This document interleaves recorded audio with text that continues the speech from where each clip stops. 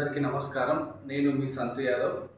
Big TV ప్రేక్షకులకు అందరికీ కూడా సంక్రాంతి శుభాకాంక్షలు. ఈరోజు కాంగ్రెస్ పార్టీ ఏదైతే అధికారంలోకి వచ్చి 6 గ్యారెంటీలు ప్రజాపాలనలో ప్రజలందరూ కూడా చాలా సంతోషంగా ఉన్నారు. ఏదైతే చెప్పిర్రో అది నెరవేర్చడానికి కాంగ్రెస్ పార్టీ కట్టుబడి ఉంది. గత 10 సంవత్సరాల నుండి ఎవరికి కూడా రేషన్ కార్డు ఇవ్వకుండా, నిరుద్యోగులకు ఉపాధి కల్పించకుండా ఏదైతే అవినీతి పాలన జరిపిరో దాన్ని తుదముట్టించి ఈరోజు ప్రజలు కూడా కాంగ్రెస్ పార్టీకి పట్టం కట్టిరు.